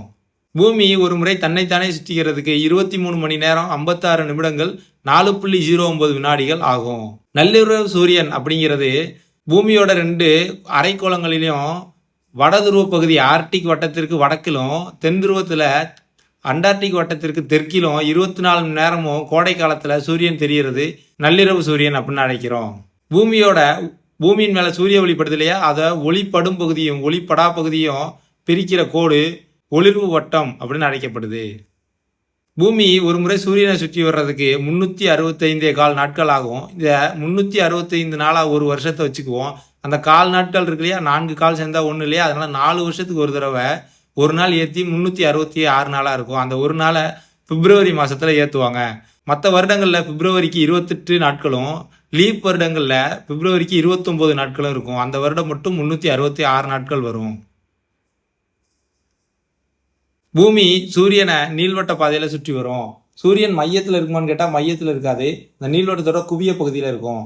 இப்போ பூமி சூரியனுக்கு அருகாமையில் வர்றப்ப அது அண்மை புள்ளினும் சூரியனுக்கு வெகு தொலைவில் இருக்கிறத சூரிய சேய்மை புள்ளி அப்படின்னு சொல்லுவாங்க. பூமி சூரியனை சுற்றி வர்றதுனால மார்ச் 21 மற்றும் செப்டம்பர் 23 இந்த 2 நாளையும் சமப்பகலிரவு நாள் அப்படின்னு அழைக்கப்படுது. அதுபோல் ஜூன் 21ஆம் நாளில் சூரியனோட கதிர்கள் கடகரையின் மீது செங்குத்தாக விடும். இதனால் வட அரைக்கோளத்தில் நீண்ட நாள் இருக்கும். இதை கோடைக்கால கதிர் திருப்பம் அப்படின்னு சொல்கிறாங்க. அடுத்து டிசம்பர் 22 அன்னைக்கு சூரியனோட கதிர்கள் மகர ரேகையின் மீது செங்குத்தாக விடும். அதனால் தென்னரை கோளத்தில் பகல் பொழுது நீண்டு காணப்படும். இதை குளிர்கால கதிர் திருப்பம் அப்படின்னு அழைக்கிறாங்க. அடுத்து புவிக்கோளங்கள் மொத்தம் 3 கோளங்கள் இருக்குது. பாறைக்கோளம், நீர்க்கோளம் மற்றும் வாயுக்கோளம். பாறைக்கோளம் அப்படிங்கிறது இங்கிலீஷில் லித்தோஸ்பியர் அப்படின்னு சொல்லுவாங்க. இது லித்தோஸ் அப்படிங்கிற கிரேக்க பதத்திலிருந்து உருவாக்கப்பட்டது. அதுதான் பாறைக்கோளம். பாறைனா ஒன்றும் இல்லை, நம்ம பாறை மண்ணெடுக்க எல்லாமே பாறைன்னு சொல்லுவோம். 2வது கோளம் வளிமண்டலம். இதுக்கு இங்கிலீஷில் அட்மாஸ்பியர்னு பேர். இந்த அட்மோ அப்படிங்கிறத கிரேக்க வார்த்தையிலேருந்து எடுத்திருக்காங்க. இதோட பொருள் வளி அல்லது காற்று. நம்ம வாய்க்கல்ல நம்ம நார்மல் அட்மாஸ்பியரில் நைட்ரஜன் 78%, ஆக்சிஜன் 21% இருக்கும். இதை ரெண்டையும் கூட்டினீங்கன்னா மொத்தம் 99% வந்துடும். மீதி 1% தான் carbon di oxide, argon, helium, hydrogen மற்றும் ஓசோன் வாயுக்கள் எல்லாம் இருக்கும். இந்த 3 கோளமும் சேர்ந்ததை உயிர்கோளம் பயோஸ்பியர் அப்படின்னு சொல்கிறாங்க. பயோ அப்படிங்கிறதும் ஒரு கிரேக்க வார்த்தை தான். இந்த பயோ அப்படிங்கிறதுக்கு பொருள் உயிர். இந்த மன்னார் வளைகுடா உயிர்கோள பெட்டகம் இந்திய பெருங்கடலில் இருக்குது. இதோட மொத்த பரப்பளவு 10,500 சதுர கிலோமீட்டர். இதோட நம்ம ஜாகிரபியில் பாடத்தை முடிக்கிறோம். நம்ம ஜாகிரபியில் 2வது பாடத்துக்கு போயிடலாம். 2வது பாடம் நிலப்பரப்பும் பெருங்கடல்களும். நம்ம முன்னாடி காலத்தில் இந்த நிலப்பரப்பும் பெருங்கடல்களும் தனித்தனியாக இருந்துச்சு. இந்த நிலப்பரப்புகள் தனித்தனி கண்டங்களாக இல்லை, எல்லா நிலப்பரப்பும் ஒன்றா சேர்ந்து இருந்துச்சு. அதை பாஞ்சியானும் அந்த பெருங்கடல்கள் மொத்தமாக இருந்திருக்குள்ள அதை பாந்தசாலான்னு சொல்கிறாங்க. இந்த 200 மில்லியன் ஆண்டுகளுக்கு முன்பு அப்படி இருந்துச்சு. அதுக்கப்புறம் நாளடைவில் பூமிக்கு உள்ள வெப்ப சக்தியின் காரணத்தினால இந்த கண்டங்கள் தனித்தனியாக பிரிஞ்சு வந்துருச்சு. பூமியோட மேற்பரப்பு மொத்தம் 71% நீராலும் எஞ்சிய 29% நிலத்தாலும் சூழப்பட்டிருக்கு. மொத்த நிலத்தோற்றங்களை 3ஆ பிரிக்கிறாங்க. முதல் நிலை நிலத்தோற்றம், 2ஆம் நிலை நிலத்தோற்றம், 3ஆம் நிலை நிலத்தோற்றங்கள்னு 3ஆ பிரிக்கிறாங்க. இதில் கண்டங்கள் மற்றும் பெருங்கடல்கள் முதல் நிலை நிலத்தோற்றங்கள். சங்க இலக்கியத்தில் நில வகைப்பாடு 5ஆ பிரிச்சிருக்காங்க. குறிஞ்சி, முல்லை, மருதம், நெய்தல், பாலை. குறிஞ்சி மலையை பற்றினது, முல்லை காடை பற்றினது, மருதம் வயலை பற்றினது, நெய்தல் கடலை பற்றினது, பாலை மணலும் மணல் சார்ந்த நிலத்தை பற்றினது. நான் சொன்ன இல்லையா, முதல் நிலையில் கண்டங்கள் பெருங்கடல்கள் வந்துடுது. 2ஆம் நிலையில் மலைகள், பீடபூமிகள், சமவெளிகள் வரும். 3ஆம் நிலை நிலத்தோற்றங்களில் பள்ளத்தாக்குகள், கடற்கரைகள், மணல் குன்றுகள் வந்துடும். முதல் நிலையில் கண்டங்களும் பெருங்கடல்களும் பார்த்தோம் இல்லையா, உலகில் 7 கண்டங்கள் இருக்குது. அவை ஏசியா, ஐரோப்பா, ஆப்பிரிக்கா, வட அமெரிக்கா, தென் அமெரிக்கா, அண்டார்டிகா, ஆஸ்திரேலியா. இதில் மிகப்பெரிய கண்டம் ஆசியா, மிகச்சிறிய கண்டம் ஆஸ்திரேலியா. 5 பெருங்கடல்கள் இருக்குது. அதில் பசிபிக் பெருங்கடல், அட்லாண்டிக் பெருங்கடல், இந்திய பெருங்கடல், தென்பெருங்கடல் மற்றும் ஆர்டிக் பெருங்கடல். இதில் பசிபிக் பெருங்கடல் பெருசு, ஆர்டிக் பெருங்கடல் மிக சிறுசு. நிலச்சந்தி அப்படின்னா 2 பெரிய நிலப்பரப்புகளை இணைக்கக்கூடியதும் அல்லது 2 பெரிய நீர்ப்பரப்புகளை பிரிக்கக்கூடியதுமான மிக குறுகிய நிலப்பகுதி நிலச்சந்தி அப்படின்னு அழைக்கப்படுது. நம்ம அடுத்ததா 2ஆம் நிலை நிலத்தோற்றங்கள் போயிடலாம். 2ஆம் நிலை நிலத்தோற்றங்கள் என்னென்னு பார்த்தோம், மலைகள், பீடபூமிகள், சமவெளிகள் பார்த்தோம். முதல்ல மலைகள் அப்படின்றது 600 மீட்டருக்கு மேல் உயர்ந்து காணப்படணும். இந்த மலைகள் பாறைகள் ஆனது அதனால வன் சரிவை கொண்டிருக்கும். மென் சரிவுன்றது சாஃப்டாக இருக்கும், மணல் மாதிரி நம்ம கால் வச்சா சரிவு இல்லையா, அது மென் சரிவுன்னு சொல்லுவோம். இந்த மலைகள் வன் சரிவை கொண்டிருக்கும், கடினமான சரிவு.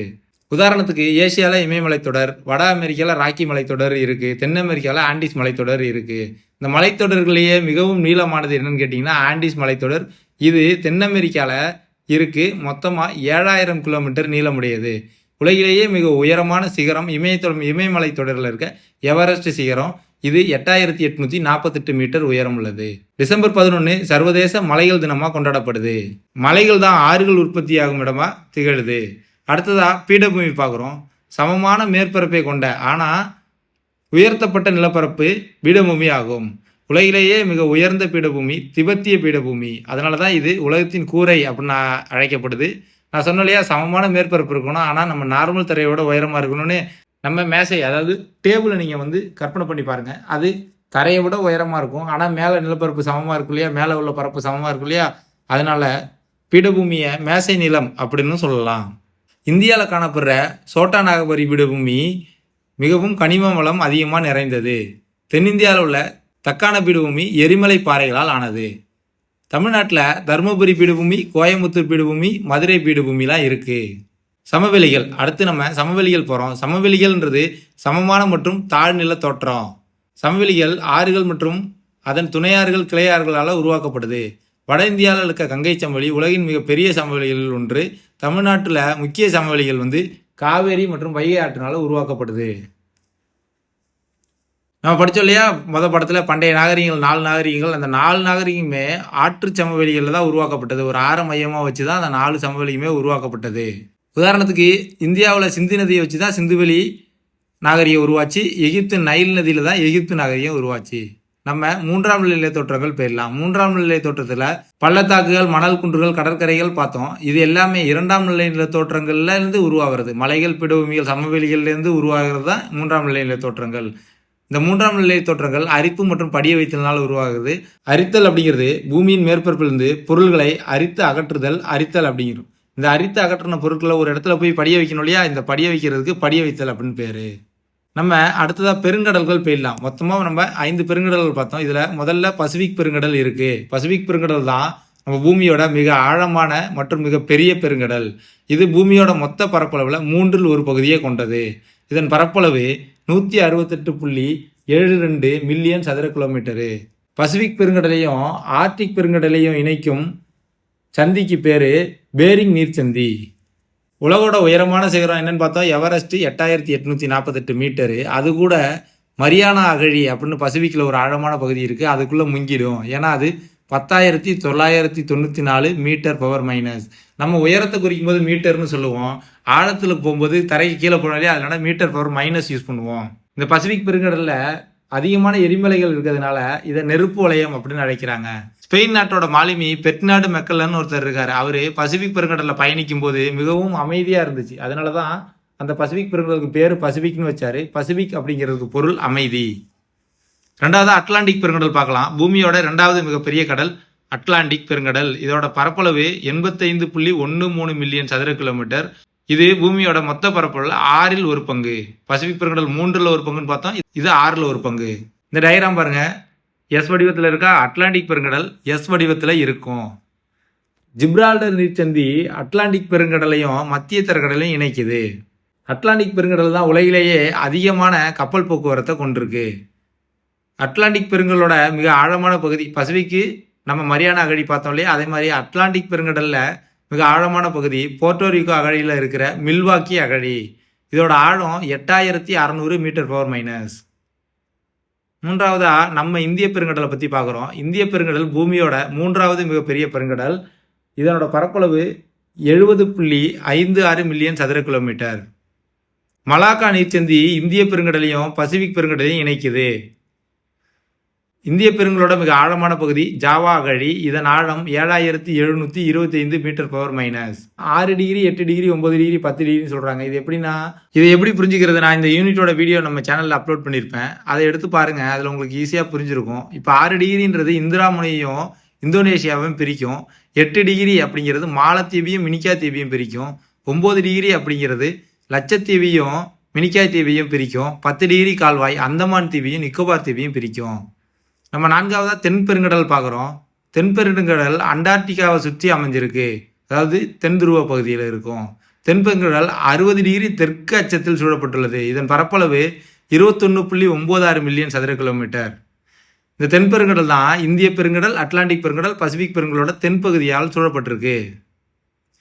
தென்பெருங்கடலோட மிக ஆழமான பகுதி தென் சாண்ட்விச் அகழி. இது 7235 மீட்டர் பவர் மைனஸ் ஆழம் கொண்டது. 5வதா ஆர்டிக் பெருங்கடல் பார்க்குறோம். இதுதான் இந்த 5 பெருங்கடல்லையே மிகச்சிறிய பெருங்கடல். இதன் பரப்பளவு 15.56 மில்லியன் சதுர கிலோமீட்டர். இது ஆர்டிக் வட்டத்தில் அமைஞ்சிருக்கு. இந்த பெருங்கடலோட ஆழமான பகுதி யுரேஷியன் தாழ்நிலம். இதன் ஆழம் 5449 மீட்டர் பவர் மைனஸ். இதோட நம்ம ஜாகிரபி கம்ப்ளீட் பண்ணுறோம் கைஸ்.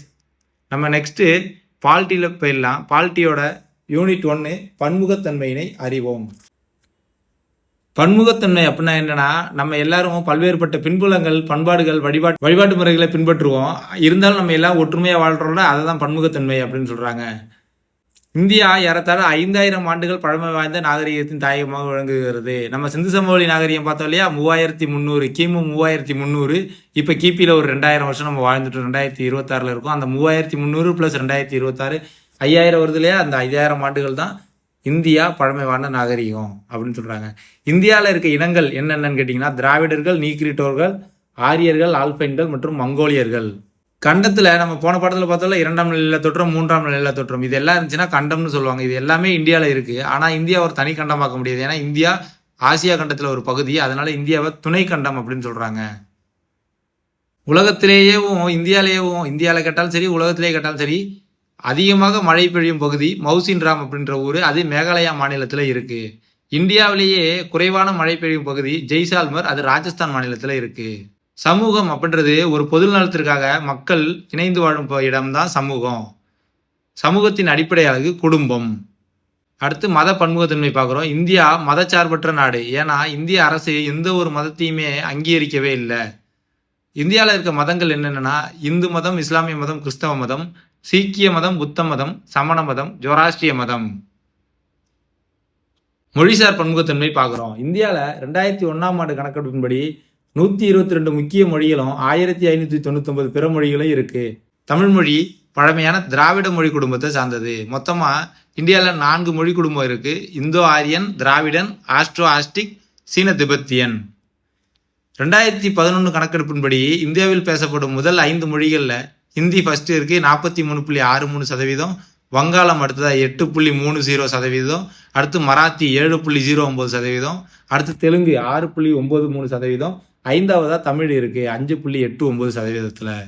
வரலாற்று ரீதியாக இந்தியாவுக்கு வருகை தந்ததில் ஃபர்ஸ்ட் வந்தவங்க யாருன்னு கேட்டிங்கன்னா போர்த்துகீசியர். அடுத்து டச்சுக்காரர்கள், ஆங்கிலேயர்கள், டேனியர்கள் மற்றும் பிரெஞ்சுக்காரர்கள் வந்திருக்காங்க. இவங்களால நம்ம இதில் மொழி மற்றும் பண்பாடுகளில் தாக்கத்தை ஏற்படுத்தியிருந்தாங்க.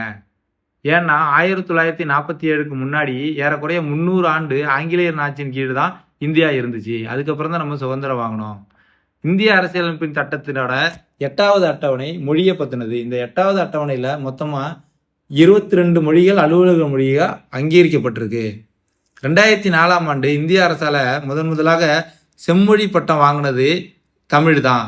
2004 வாங்கியிருக்காங்க. 2005 சமஸ்கிருதமும், தெலுங்கு மற்றும் கன்னடம் 2008, மலையாளம் 2013, ஒரியா 2014 செம்மொழிகளாக அறிவிக்கப்பட்டிருக்கு. அடுத்து பண்பாட்டு பன்முகத்தன்மை. பண்பாடு அப்படிங்கிறது ஒன்றும் இல்லை, மக்களோட மொழி, உடை, உணவு, மதம், சமூக பழக்கவழக்கம், இசை, கலை மற்றும் கட்டிடக்கலைஞரோட பாரம்பரியத்தை குறிக்கிறது. பண்பாடுனாலே பாரம்பரியத்தை குறிக்கிறது தான். இந்தியாவில் மொத்தமாக 28 மாநிலங்களும் 8 யூனியன் பிரதேசங்கள் தான் இருக்குது. இதில் 9ன்னு கொடுத்துருக்காங்க, அப்டேட் ஆகிடுச்சு கைஸ். 8 யூனியன் பிரதேசங்கள் தான். இதில் 2 யூனியன் பிரதேசங்களை சேர்த்து ஒன்றாக்கிட்டாங்க. அதனால் 8 யூனியன் பிரதேசங்கள் தான் இப்போ இருக்குது. இந்திய தொல்லியல் துறையால் ஏஎஸ்ஐ பார்த்தாலே ஆர்காலஜிக்கல் சர்வே ஆஃப் இந்தியா, அதனால் கண்டுபிடிக்கப்பட்ட கல்வெட்டு சான்றுகளில் 60% தமிழ்நாட்டில் தான் இருக்குது. அதுலேயும் பெரும்பான்மையான கல்வெட்டுகள் தமிழ் மொழியிலே தான் இருக்குது. அடுத்ததாக இந்தியாவோட பாரம்பரிய நடனங்கள் பார்க்குறோம். தமிழ்நாட்டுக்கு பரதநாட்டியம், கேரளாவுக்கு கதகளி, கர்நாடகா யக்ஷகானம், ஆந்திரா குச்சிப்புடி, ஒடிசாவுக்கு ஒடிசி, மணிப்பூருக்கு மணிப்புரி, அசாமில் சத்திரியா, வட இந்தியாவுக்கு கதக்கு. இது பாரம்பரிய நடனங்கள் பார்த்தோம். அடுத்து இந்தியாவோட நாட்டுப்புற நடனங்கள் பார்க்கலாம்.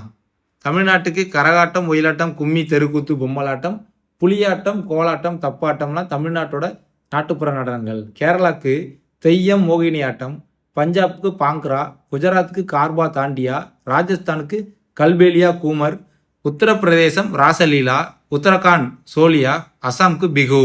இது எல்லாமே நான் தெளிவாக அந்தந்த யூனிட்டோட வீடியோவில் கொடுத்துருப்பேன். நீங்கள் ஒன்ஸ் அதை பார்த்துட்டு ரிவியூஸுக்கு வந்துருங்க கைஸ். வேற்றுமையில் ஒற்றுமை அப்படின்னு இந்தியாவை சொல்கிறாங்க. ஏன்னா இந்தியா பன்முகத்தன்மை நிறைந்த நாடு, இருந்தாலும் நாட்டுப்பற்று அப்படிங்கிற உணர்வால் நம்ம எல்லாரும் ஒன்றுபட்டிருக்கோம். சுதந்திர தினம், குடியரசு தினம், காந்தி ஜெயந்தி போன்ற நாட்கள்லாம் தேசிய விழாக்களாக நம்ம நாடு முழுவதும் கொண்டாடப்படுது. இந்தியா வேற்றுமையில் ஒற்றுமையான நாடுன்னு சொன்னோம் இல்லையா, அதை டிஸ்கவரி ஆஃப் இந்தியா அப்படிங்கிற நூலில் எழுதியிருக்காரு. விஎஸ் ஸ்மித் அப்படிங்கிறவர் இந்தியாவை இனங்களின் அருங்காட்சியகம் அப்படின்னு அழைக்கிறாரு. பல்வேறு இனங்கள் இருக்கிறதுனால இனங்களின் அருங்காட்சியகம் அப்படின்னு விஎஸ் ஸ்மித் இந்தியாவை சொல்கிறாரு. இதோட பாலிட்டியோட ஃபர்ஸ்ட் யூனிட் நம்ம கம்ப்ளீட் பண்ணுறோம். பாலிட்டியோட 2வது யூனிட் பேர்லாம் சமத்துவம் பெறுதல். இந்த பாடத்தில் முதல் பாயிண்டாக பாரபட்சம் அப்படின்னு கொடுத்துருக்காங்க. பாரபட்சம் அப்படிங்கிறது மற்றவர்களை பற்றி எதிர்மறையாகவோ அல்லது தாழ்மையாகவோ கருதுவது பாரபட்சம். உதாரணத்துக்கு கிராமத்தில் இருக்கவங்களோட நகரத்தில் இருக்கவங்க கொஞ்சம் நாகரிகமாக இருப்பாங்க அப்படின்னு சொல்கிறது கூட ஒரு பாரபட்சம் தான். பாரபட்சம் உருவாகிறதுக்கான காரணங்களை மொத்தம் 7 சொல்கிறாங்க. சமூகமயமாக நிர்ணயிக்கப்பட்ட நடத்தை, பொருளாதார பயன்கள், சர்வாதிகார ஆளுமை, இனமைய கொள்கை, கட்டுப்பாடான குழு அமைப்பு, முரண்பாடுகள். இந்த 7ம் பாரபட்சம் உருவாவதற்கான காரணங்கள் சொல்கிறாங்க. அடுத்து ஒரே மாதிரியான கருத்து. ஒரே மாதிரியான கருத்துன்றது ஒன்றும் இல்லை. இப்போ 2 ஃப்ரெண்டு இருக்காங்க, ஒரு ஃப்ரெண்டுக்கு அடிபட்டுருச்சு, இன்னொரு ஃப்ரெண்டுக்கு அது கஷ்டமாக இருக்கும். ஆனால் எல்லாரும் அவன் கீழே விழுந்ததை பார்த்து சிரிக்கும்போது அந்த கஷ்டப்படுற ஃப்ரெண்டும் கூட சேர்ந்து சிரிப்பான். இதை ஒரே மாதிரியான கருத்து அப்படின்னு சொல்லுவாங்க. பாலின அடிப்படை. பாலினம்னா ஆண்பால் பெண்பால்ன்றது. இந்த பாலினங்களுக்கு இடைப்பட்ட வேறுபாடை தான் பாலின வேறுபாடு அப்படின்னு சொல்லுவோம். நம்ம உதாரணத்துக்கு ஆண்கள் பெண்களை விட வலிமையானவர்கள் அப்படின்றது கூட ஒரு பாலின வேறுபாடு தான். இந்த பாலின அடிப்படையில் மாறா கருத்தின திரைப்படம், விளம்பரம் மற்றும் தொலைக்காட்சியில் சித்தரிக்கப்படுறத நம்ம பார்க்கலாம். சமத்துவமின்மை அப்படின்றது ஒருவர் மற்றொருவரை பாகுபாடுடன் நடத்துவது சமத்துவமின்மை. நெல்சன் மண்டேலா, இவர் தென்னாப்பிரிக்காவை சேர்ந்தவர். இவர் இனவெறிக்கு எதிராக போராடினார். அதனால் 27 ஆண்டுகள் சிறையில் அடைக்கப்பட்டிருந்தார். 27 ஆண்டுகள் சிறைவாசம் முடித்து 1990 ரிலீஸ் ஆகிறாரு. ரிலீஸ் ஆனதுக்கப்புறம் இவர் தென்னாப்பிரிக்காவின் அதிபராக தேர்ந்தெடுக்கப்படுறாரு. அதுக்கப்புறம் தென்னாப்பிரிக்காவில் இனவெறிக்கு முடிவு கட்டிட்டாரு. நம்ம இந்திய அரசியலமைப்பு சட்டப்பிரிவு 15 என்ன சொல்லுது அப்படின்னா, குடிமக்களுக்கு எதிராக மதம், இனம், சாதி, பாலினம், பிறப்பிடம் என்ற அடிப்படையில் பாகுபாடு காட்டக்கூடாது அப்படின்னு சொல்லுது. அடுத்து சாதிய பாகுபாடு. இந்தியாவில் சமத்துவமின்மை மற்றும் பாகுபாட்டிற்கு மிக முக்கியமான காரணம் என்னன்னா சாதி முறை தான். இந்த சாதி முறை வேதகால ஆரிய சமுதாயத்தில் நிலவிய வர்ண அமைப்பிலிருந்து சாதிய படிநிலை உருவாச்சு. சாதிய ஒடுக்குமுறைக்காக பலரும் போராடிட்டு இருக்காங்க, இன்னைக்கும் போராடிட்டு இருக்காங்க. அதில் மிக முன்னாடியானவர் டாக்டர் B.R. அம்பேத்கர் அவர்கள். அடுத்து பாலின பாகுபாடு நம்ம ஆல்ரெடி பேசியாச்சு. Doctor B.R. அம்பேத்கரை பற்றி கொடுத்துருக்காங்க. இவர் பாபா சாஹிப் என்று பிரபலமாக அழைக்கப்படுறாரு. இவர் இந்தியாவோட சட்ட நிபுணராகவும் பொருளாதார நிபுணராகவும் அரசியல்வாதியாகவும் சமூக சீர்திருத்தியாகவும் இருந்திருக்காரு. 1917 MA முடிக்கிறாரு. அதுக்கப்புறம் லண்டன் பொருளாதார பள்ளியில் DSc முடிக்கிறாரு. அதுக்கப்புறம் 1927 கொலம்பியா பல்கலைக்கழகத்தில் PhD கம்ப்ளீட் பண்ணுறாரு. இவர் நம்ம இந்திய அரசியலமைப்போட நிர்ணய சபையின் வரைவு குழுவின் தலைவராக இருந்திருக்காரு. அதனால தான் இந்திய அரசியலமைப்பின் தந்தை அப்படின்னு அழைக்கப்படுறாரு. இவர் தான் இந்தியாவின் முதல் சட்ட அமைச்சர். இவரோட மறைவுக்கு அப்புறம் 1990 பாரத ரத்னா விருது இவருக்கு வழங்கப்பட்டிருக்கு. அடுத்த 2011 கணக்கெடுப்பின்படி எழுத்தறிவு விகிதம் தமிழ்நாட்டில் கொடுத்துருக்காங்க. இதில் முதல் மாவட்டமாக அதிக எழுத்தறிவு பெற்றது கன்னியாகுமரி 92.14%.